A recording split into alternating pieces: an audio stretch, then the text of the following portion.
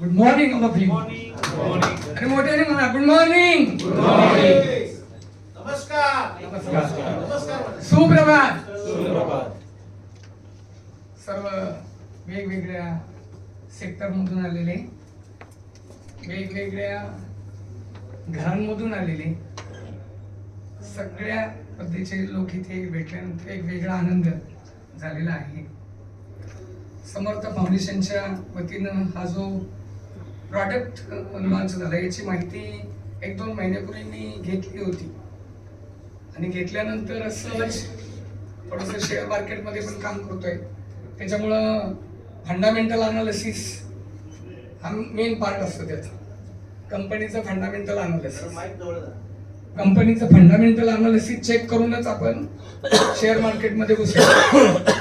नाही आपल्याला technical analysis जमलं तरी चालेल, पण फंडामेंटल स्ट्रॉंग, कंपनी स्ट्रॉंग. तसं मी पहिल्यांदा न्यूट्रिपिलचं फंडामेंटल चेक केलं. कोण कोण आहे, काय प्रॉडक्ट आहेत, प्रॉडक्ट मध्ये काय आहे, आणि असं वाटलं की प्रॉडक्ट मध्ये दम आहे. आणि पहिले जे 2 शब्द दिसतात का नाही तिथं, मधुमेह, की जो कुटुंबालाच म्हणजे त्या व्यक्तीच्या शरीराला खोकलं करतोच, पण अख्खं कुटुंब त्याच्यामध्ये अवतीभोवती फिरत असतं. दुसरं आहे, आज तुम्ही टपऱ्यांवर जर पाहिलं तर फार मोठी सामाजिक समस्या, अगदी शाळांमधून इथं काम करणारे काही शिक्षक आहेत, तुम्ही सगळे पालक आहात. आज व्यसनाधीनतेचं प्रमाण, भारताचा विचार सोडा, आपल्या अवतीभोवती बघा.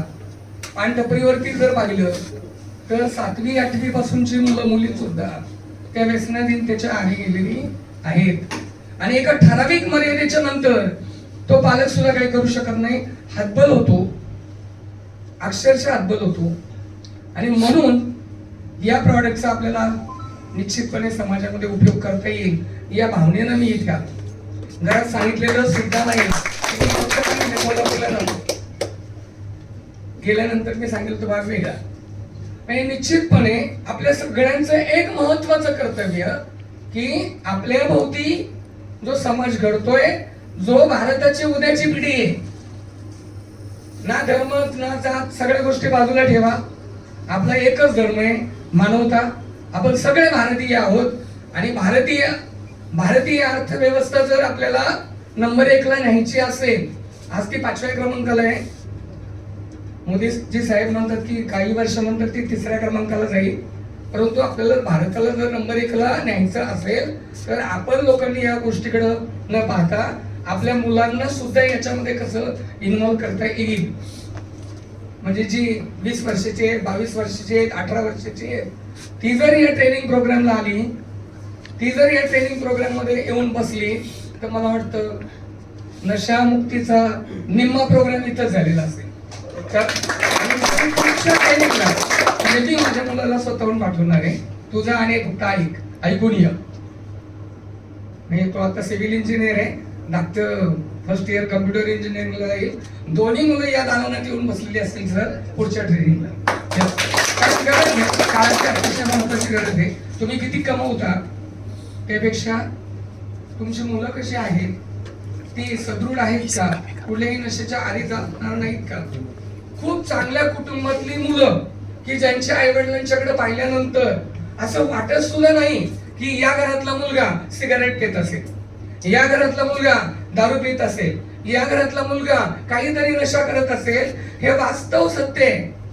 म्हणजे एखादा वडील जर म्हणला की शक्यच नाही हो माझा मुलगा सिगारेट ओढणं, पण अशी मुलं आम्ही लोकांनी पाहिली की जी मुलं त्या आई वडिलांच्या विरहित ही कामं करतात. मग अशा मुलांपर्यंत जर तरुणांनी तो संदेश दिला, नाही आपण तर 40च्या पुढे गेलो, पण 20-22 वर्षापर्यंतची जी मुलं या सिस्टीम मध्ये आली, तर मधुमेह तर 40च्या पुढे होतो, पण आता कॅन्सर आणि त्याच्या अवतीभोवतीचे सगळे आजार हे लहानांपासूनच होतात. आणि म्हणून या तरुणाईला या सिस्टीम मध्ये कसं ओढता येईल असं एक सगळ्यांनी विचार जरूर करावा. आणि पुढचं ट्रेनिंग 40च्या पुढचं नको, 20च्या पुढचं कसं होईल. 20 ते 25 वर्षाचे वयोगटातली तरुण इथे येऊन कसं बसेल असं प्रत्येकानं विचार करायला हरकत नाही.